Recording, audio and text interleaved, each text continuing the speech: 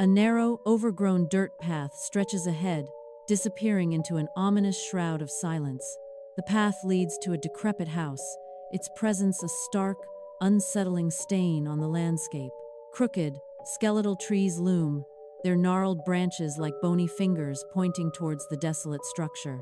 The house's paint peels like decaying skin, revealing the raw, weathered wood beneath.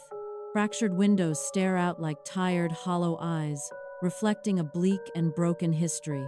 The porch sags precariously, a silent testament to years of neglect, embodying a deep, unsettling stillness. Daniel and Marissa, full of optimism, sit opposite a real estate agent who beams with an almost unsettling cheerfulness. Marissa's fingers trace the blueprints, her face alight with an excited expression, envisioning a future home. The agent, with a forced smile, emphasizes the unbelievable price, her words echoing with a hint of insincerity. Her eyes dart away, betraying a flicker of unease as she utters the ominous address, Black Hollow Road. Sunlight dapples the facade of the Black Hollow Road house, casting an inviting glow on its ominous structure. Daniel and Marissa stand before it, a blend of awe and fierce determination etched on their faces. Daniel embraces Marissa, a tender moment, as she beams with an almost naive hope, completely unaware of the house's sinister past. They hold a sold sign, a tangible symbol of their new beginning, oblivious to the shadows lurking within. Marissa's smile is bright, a stark contrast to the house's foreboding presence, hinting at an impending twist of fate. A new chapter begins for Daniel and Marissa, marked by hopeful smiles and the chilling embrace of the unknown. In the Black Hollow Roadhouse living room, dust motes dance like tiny stars in the sunlight, filtering through a grimy window. Daniel and Marissa, their clothes adorned with vibrant paint splatters, laugh with genuine joy. They transform a dull wall into a cheerful new color, their movements fluid and full of life. A distant, unsettling creak echoes through the vast, empty space, momentarily breaking their rhythm.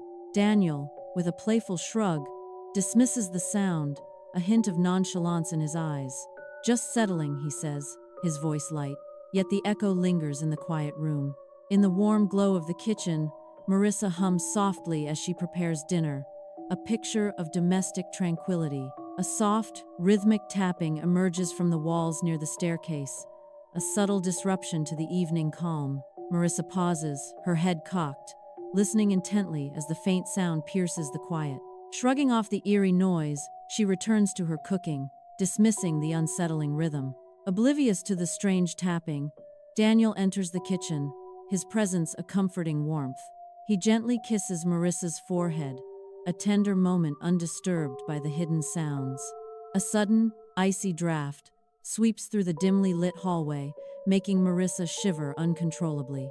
Her eyes, wide with apprehension, dart towards the ominous basement door, its old wood still securely locked. The air around her grows heavy, an unseen presence pressing down, a chilling, unexplainable shift in the atmosphere. Marissa hugs herself, trying to ward off the cold that seems to seep into her bones, more than just a draft. A profound unease settles upon her, as if the very walls of the hallway hold a chilling secret. The digital clock on the bedside table glows a stark 2:13 a.m., piercing the oppressive darkness of the bedroom. Daniel stirs from his sleep, his peaceful slumber shattered by an unseen disturbance.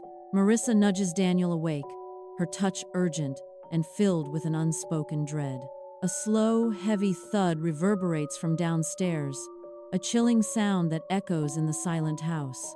A tense, agonizing pause stretches before another thud breaks the silence, closer and more ominous. Marissa's eyes, wide with fear, reflect the digital glow of the clock, mirroring the terror in her heart.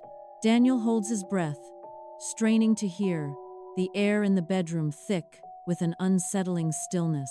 A chilling, drawn-out escalate slices through the silence from downstairs.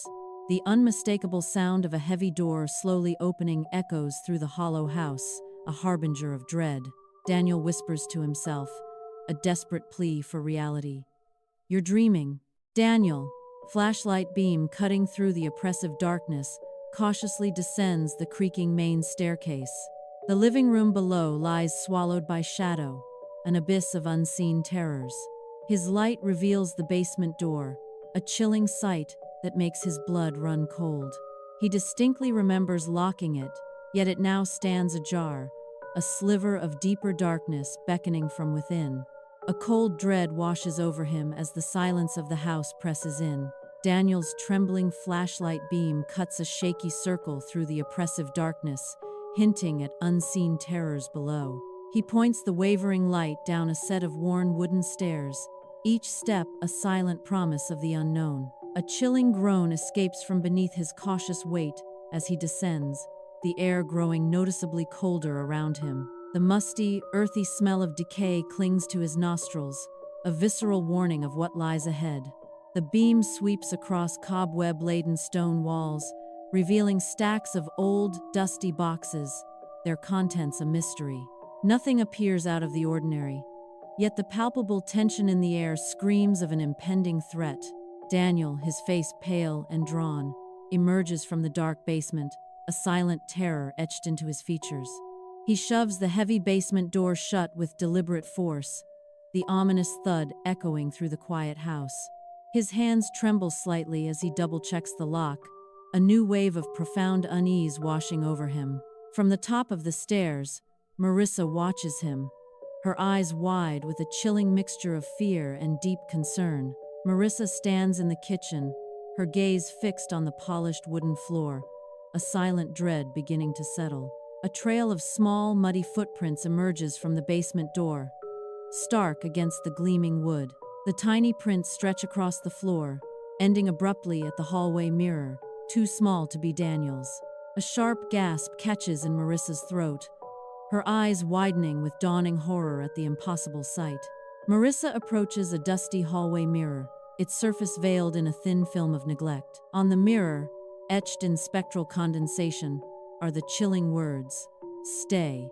Her reflection stares back, a distorted visage of raw, unadulterated fear. The ominous message hangs in the air, a silent, terrifying command that chills her to the bone. Daniel, his face a mask of stress, meticulously cleans a large mirror, his movements jerky and agitated. He checks the pipes under the sink, his brow furrowed in concentration, as if searching for a hidden threat. His eyes dart nervously as he installs security cameras, each click a testament to his rising paranoia. With a grunt, he shoves a heavy dresser against the basement door, then wraps thick chains around it, securing it tightly. He mutters to himself, trying to rationalize his actions, but a flicker of undeniable fear betrays his composure.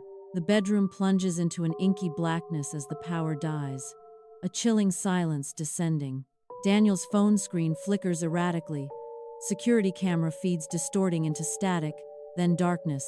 From downstairs, a low, distorted sound of children laughing drifts up, piercing the silence. Marissa freezes, her eyes wide with unadulterated fear, the eerie laughter echoing in her mind. Her voice is a terrified whisper, the chilling reality sinking in. "We don't have children." The dark room seems to press in, the unseen laughter a tormenting presence in the suffocating blackness. Suddenly, the heavy dresser barricading the basement door scrapes violently, an ominous sound echoing through the hall. Daniel rushes forth, muscles straining, fighting to hold the groaning dresser against an unseen, powerful force. The aged wood of the dresser trembles violently, threatening to splinter under the relentless, invisible assault. As abruptly as it began, the terrifying movement ceases, leaving Daniel gasping, his hands still pressed against the dresser. A profound, suffocating silence descends upon the hallway, far heavier and more oppressive than any quiet before. Daniel and Marissa, visibly exhausted, stand at the checkout counter of a small, quaint grocery store. An old woman, frail and with a lifetime etched on her face, slowly bags her groceries, her movements deliberate. Daniel leans in, his voice hushed, as he speaks to the old woman, mentioning their address. The old woman's face pales, her eyes widening slightly as a chilling realization dawns upon her. Her voice, a mere whisper, reveals the chilling history. That house used to belong to the Whitmore family.